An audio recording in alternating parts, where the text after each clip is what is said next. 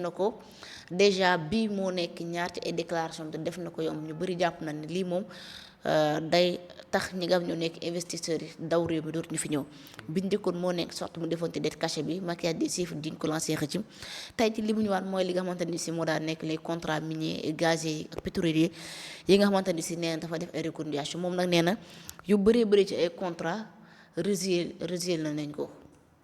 ci loolu aussi mu wax ni am na benn manque à gagner bu toll ci 1075 milliards de francs CFA bi ñu ñëw ci loolu doyen est-ce que jàpp nga ni fi réew mi toll nii contrat yam tëgg nañ ko en plus ni ñu ko tëggee moo code minier ñoom méngoo déjà sax ñi nga xamante ni si ñoom ñoo daal di nekk la chambre des miniers réagir nañ ci déclaration def nañ ko mu xam lekk ni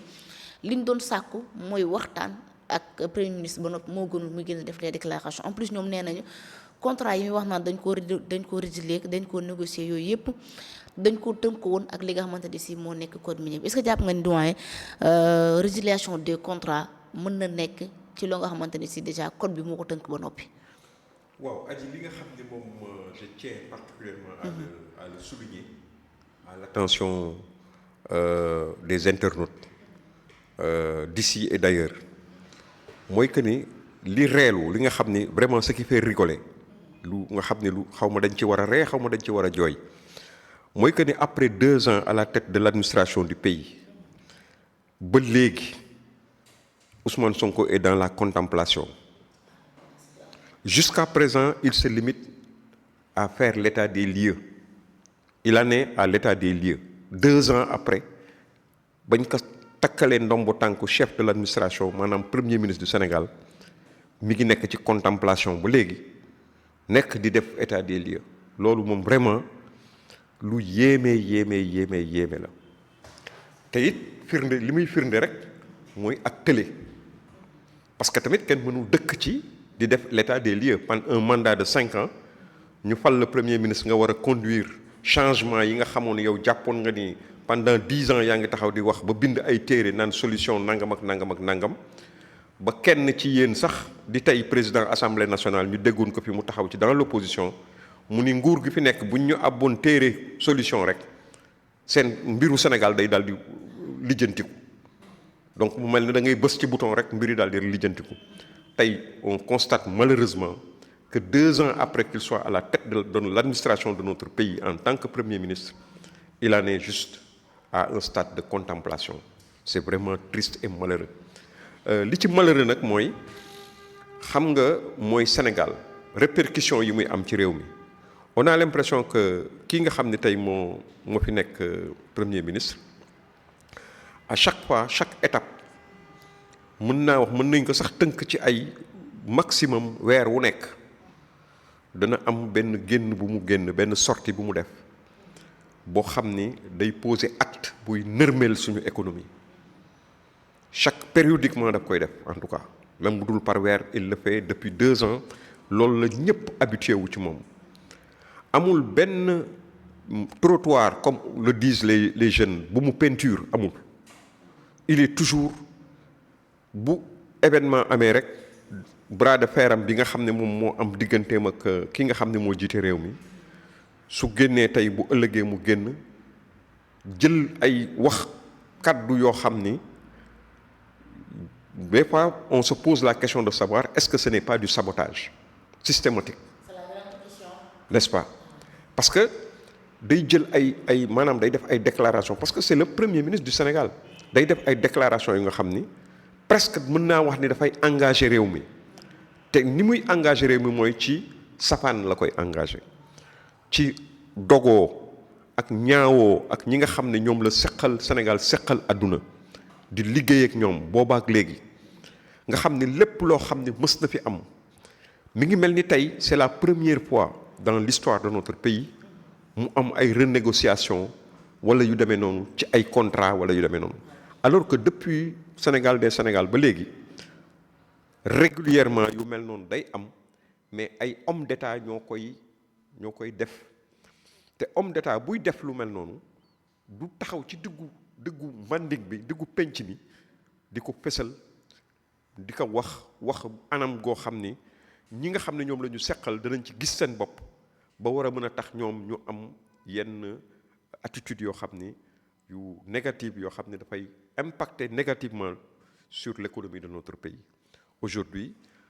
gis nañu ni ci loolu la nekk ci suba yi ak ci ngoon yi ci loolu la nekk. À chaque fois on l'a vu quand par exemple le président de la République est allé en France, je l'ai dit ici sur le plateau de Live Sénégal, président de la République ba mu demee ba xam ni war na dellu ginnaaw ci suñu diggante ak France ci yenn affaires yi pour collaborer avec le secteur privé français gis nañu acte yi mu posé nga xam ni dafa waroon dem, il était programmé pour dem rencontrer le secteur privé français, corsé dooleel président de la République maanaam ak acte yi mu posé woon mu gën ko firndeel gën ko dooleel nga dégg lim ca wax lam ca def maanaam au dernier moment mu déprogrammé ko dem préférer rencontrer le secteur privé le comment dirais-je la diaspora sénégalaise bu nekk Italie nga xam ni principalement li ci ëpp c'est une diaspora boo xam ni li ci ëpp parce que bokkuñu sax làkk bu ñuy làkk li ci ëpp ay liggéeykat lañu ay nit nga xam ni ay dañu jóge seen dëkk pour essayer de lier le bois au bois parce que xam nañ ni jafe na ci dëkk bi ñu dem foofu nekk ci ay tool wala ñu nekk ci leneen en tout cas ci immigration la ñu nekk pour mën a am fu ñu liggéeyee mu dem foofu wax fa waxam yu rëy yi mu fa wax n'est-ce pas sur le FMI ces attaques régulières yu nga xam ne à chaque fois que des actes sont posés pour essayer d'arrondir les angles avec le FMI, n'est-ce pas, venant du président de la République, on a constaté que moom à chaque fois bu génnee ci lu mel noonu dafa moom dana génn beneen génn boo xam ni dana nërmel dana màbbal loolu nga xam ni moom le président de la République teg te loolu ma nga ko commencé su fekkee ni am nañu xalaat maanaam on se souvient bien de mbir yi ni mu tëddee depuis 2024 ba ñu fi nekkee ba léegi ma nga tàmbalee ci voyage yi nga xam ni président de la République def na ko ya mu njëkk def jëm ci yenn réew yoo xam ni ay réew lañu traditionnellement suñu ay voisins lañu yu Sénégal am ak ñoom ay relations yoo xam ni historique des relations de fraternité ñu dem di leen nemmiku lu mel ni ki Côte d'Ivoire ak yu demee noonu moom mu wëlbatiku dem fii Rwanda jóge fa wëlbatiku jaar dans les pays yoo xam ni ñun jàpp nañu ñun ak ñoom bokkuñu orientation muy les pays de l'AES. Depuis lors gis ngeen à chaque fois que le président de la République pose un acte quelque temps après il vient poser un acte contraire loolu nag moo jaaxal sénégalais yi moo jaaxal adduna yépp moo leen jaaxal mooy dàq encore c'est ça qui contribue justement à enfoncer le Sénégal dans sa descente mais extraordinaire vers les fonds, les bas-fonds.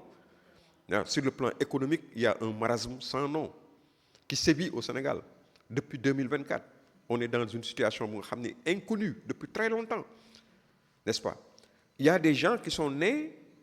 qui sont devenus adultes, qui ont des familles érigées, qui sont dans des ménages et tout, mais qui ne connaissent pas ces situations. Peut-être nous, nous avons à peu près des difficultés, la grande sécheresse de 10 ans, à mon avis. Nous avons aussi des ajustements structurels ak yu demee noonu nga xam ni nguur gi fi nekkoon dafa tombé ci situation yu mel noonu n'est-ce pas mais la plupart des Sénégalais yi nga xam ne tey ay magum jëmm lañu ñu ngi seen i kër amee seen i njaboot xamuñu xeetu situation yooyu li ñu xamoon mooy des états providentiels yoo xam ni ay nit yoo xam ni am nañu kàttan am nañu mën-mën am nañu xam-xam yoo xam ni dañuy jël réew amee ko ci amin bu rafet boo xam ne suñu diggante ak suñu partenaires yi nit ñi sax duñ ci doon toog di waxtaan xoolal combien de fois le débat di posé wu depuis 2024 entre ñun ak suñu ay partenaires traditionnels combien de fois presque chaque semaine lu mel noonu dana posé wu moo xam le FMI et la Banque mondiale moo xam suñu relation sur le plan multilatéral yi nga xam ne moom la ñuy am ak yenn pays surtout européens yeeg yu demee noonu toujours rek dana am loo xam ne tey dana indi ay difficultés dana gën a yokk difficultés yi nga xam ne moom la ñu nekk. bu mujj bi nag comme tu l'as si bien dit mooy li nga xam ne génn na ko gannaaw ba nga xamee gannaaw l'Assemblée générale. Ah oui, il n'y a pas de secret. C'est juste après l'Assemblée générale comment dirais-je, de Diomaye président. On s'attendait véritablement à sa démission. Parce que cette Assemblée nationale, en fait, appelé, c'est à sa démission. Tous les Sénégalais, politiques, les observateurs politiques, structurés, yoo xam nañu réew ni muy doxee jàppoon nañ ni nag wax dëgg yàlla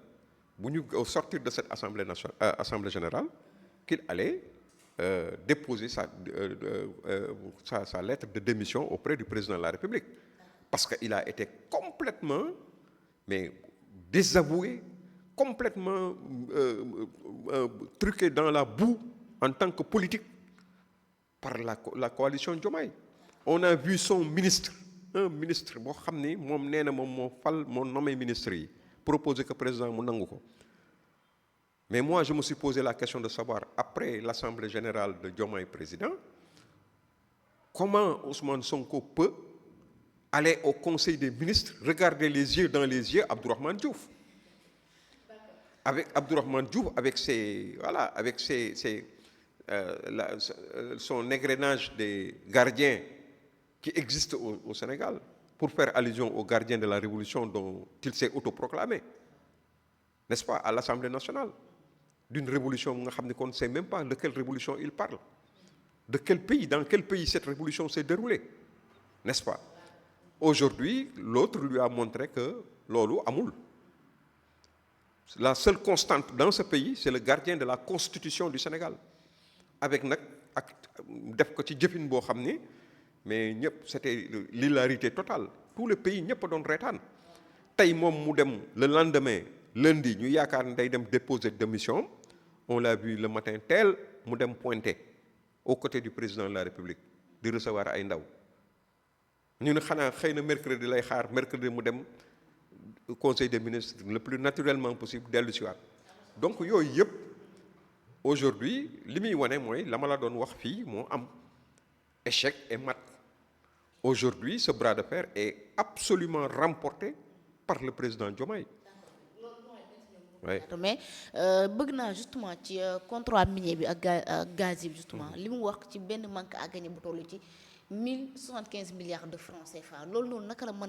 mën a nekk justement et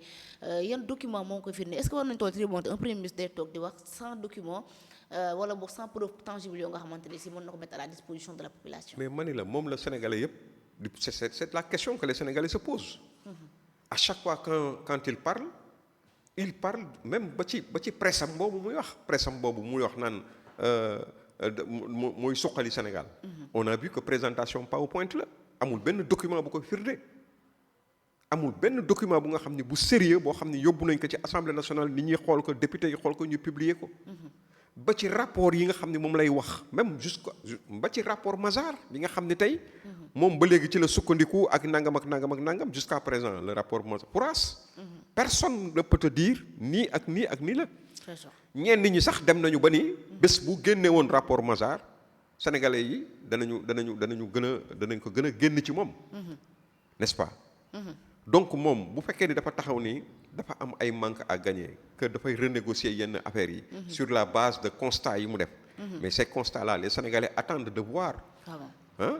Noir sur blanc. Quels sont ces constats et jusqu'à lan moo koy dëggal. Parce que lu mel noonu bu amee dafa am lu ko war a mën a dëggal aujourd'hui déjà demaguñu fenn. On a vu les cimenteries yi génn. weddi ko sur toute la ligne. Ah si. J'ai vu leur communiqué léegi nii communiqué bi ça mi ngi ci presse bi partout. ñoom ñëpp ils s'inscrivent en faux. Par rapport à ces allégations. N'est-ce pas. Donc ñun vraiment ay waxam yi dafa booy suñu nopp yi. li nga xam ne moom la ko Sénégalais yi di xaare du taxaw nekk ci ay situation des lieux. Combien de fois encore ay état ay gouvernement ay régime yu fi jaar renégocier même des contrats yoo xam ne am na fi seen diggante ak yenn partenaires yi teg ko ci njëkk ak teraanga ak sutura. Combien de fois contrat autoroute bi si je ne me mais trompe pas Macky Sall voilà renégocié autoroute na à ko. péage bi le président Macky Sall a renégocié wàññi at ya ba tey loolu ñu xam ni vraiment ci mais combien de fois on l'a fait du moom rek d'autres régimes mais yooyu ay hommes d'État ñoo ko doon def c'est pas des gens yu nga xam ne dañu bëgg fu ñu langaamu pour essayer de justifier une impuissance la nga xam ne moom lañ ko doon doyee ñàkk matale ga nga xam ni ñàkk naka matale liñ koy doyee en tant que premier ministre moo tax muy langaamu ci genre affaire yu mel noonu toujours nekk dans l'exercice de la situation des lieux voilà vraiment c'est le Sénégal qui moo ciy ñàkk te loolu nag véritablement lenn rek moo ko mën a arrêter cette hémorragie là lenn moo ko mën a parce que day gën di grave plus ñuy dem plus situation bi di gën a aggravé wu pour le Sénégal les répercussions négatives yi muy am ci suñu économie avec un tel premier ministre à la tête de notre administration mais seul le président de la République peut abréger la souffrance des Sénégalais moom il est élu pour 5 ans c'est une constante jusqu'à 5 ans moom moo fi nekk président de la République nga xam ni côté bu nekk moom mooy rendre compte Sénégalais yi maa ngi koy wax démb même sur le plan de la justice parce que démb dama ci doon waxtaan ak sama ay nit man leen même ci wàllu justice le président de la République du war na méditer xam ni nga xalaat l'exemple de Seydina Oumarul Khattab n'est-ce pas nga xam ni radiyallahu taala anhu ba nga xamee ni nekk na amirul muminin guddi on l'a vu des exemples même à travers des images de films et tout guddi dana wër kër yi di seet ñan ñoo reer ak ñan ñoo reerul taxaw na ak doomu aadama moom en tant que amirul muminin kooku déranger ko ci intimité am fekk mi ngi wax ak nit mu bëmax kooku jël yetam bëmax ko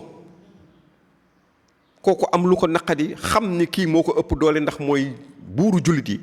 mu won ko gannaaw dem ak naqaram ñu gon la ni Seydina Omar daf ko dab jël yet wi jox ko ni ko fayul baal ma àq nga fayu ndax man maa la tooñ xam nga loolu rek exemple la pour wane ni yow bu fekkee ni yàlla dafa am lu mu jël teg ko ci sa loxo muy réew balance la ak cravache boo xam ni daf ko teg sa loxo ku war a am justice te joxuñu ko justice bu ëllëgee yàlla suñu borom dees na la laaj naka nga yore woon ñi nga xam ne ñoom nga yore woon tey am na ñu nga xam ne tey ñi ngi tëdd ci kaso bi di croupir damay xalaat Soya Diagne ci lu ndaw li nga xam ni def na ko ay nit yoo xam ne tey ñoom gis nañ leen lu day ni président de la République ñu koy saaga di ko tifaare suñ leen jàppee sax ñu ni dañu dof daal di jëm yóbbu ay lazaret wala ñu yóbbu feneen pour ñu bañ a dem kaso des gens qui partent qui disent bien moins que ça qui sont dans l'exercice de leurs droits démocratiques dans un état de droit dans un état démocratique et laïque ñu jàpp leen tëj leen ci kaso bi xañ leen seen njaboot weeru kooru yàlla bi ñu téye leen ci yu demee noonu ci tooñ leen moom mu nga xam ne moom mooy président de la République bu ëllëgee moom xaw ma kan mais moom ci boppam dana taxaw ak suñu borom na xalaat loolu parce que nit ki toujours war nga xalaat lu juste ak lu justul nit ki bu fekkee def na loo xam ni ñëpp xam nañ ni kii def na am na firnde ni def na nga teg ka ci yoon sa responsabilité la en tant que chef de l'État mais waroo seytaan askan bi ak benn ay nit yoo xam ni dañuy jël ay doomu aadama yu nekk ci réew mi tey xoolal le cas de Farba Ngom ni mu grave lañ ko doon toppee yépp ñi nga xam ne ñu ngi àtte wane nañ ni effectivement ba ñu demee ba ca biir wane nañ ni li seq diggante Farba Ngom ak Tahirou Sarr état yoonam nekku ci lu privé la te Tahirou fa mu jëlee alal jamu amee moom ba jël fayee ci Farba Ngom alaw ju lew la joo xam ne daf ko seq ak état liggéeyal état jël ay këyit ak lépp sur la base de documents fay ka xaalisam bi mu ko yore woon moom it mu yëkkati ci fay ci engagement yu mu amoon ak un sénégalais lambda bu tudd bu nga xam ne mooy Farba Ngom